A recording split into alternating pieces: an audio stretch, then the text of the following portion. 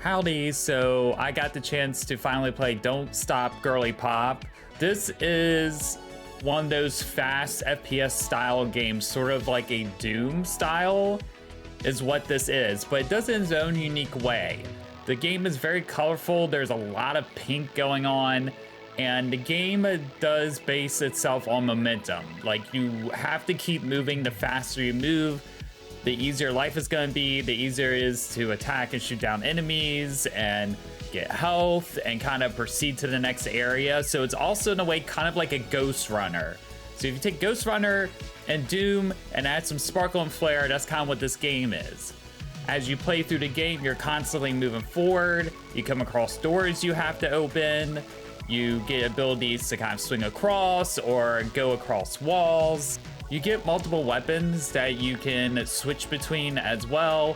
One is like a pull and push, where you can pull objects towards you and push them against enemies. You get a shotgun, later a bubble gun, and you get all these items that you can kind of switch between whenever you want once you get them.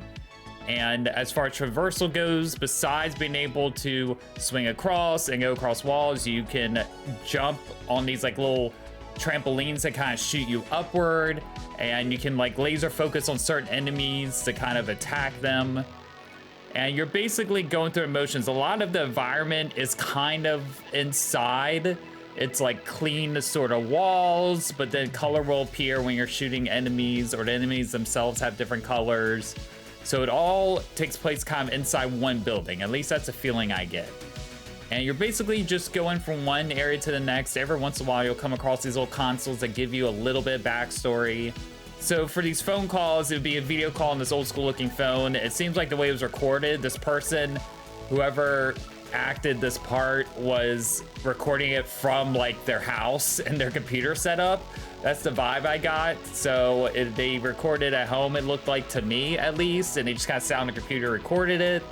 I'm not sure if that's like 100% the case or not, but that's the vibe I got. But it kind of made it sort of cool that somebody was able just to record this, if they did, from their home or like an environment that looks like a home, and then they just input themselves into the game. I thought that was a really nice sort of additional bonus that gave it a little bit of life. So if you like fast speedrunning sort of games, if you like an extra bit of flair, if you're into the Ghost Runner sort of thing, this is a game worth playing, I think. It's so unique and different. You're not necessarily pushed for a time limit per se, but it's all momentum and just gaining that speed to get you to your next destination. I played it on PC with mouse and controller, and it ran pretty well overall. Didn't have too many issues.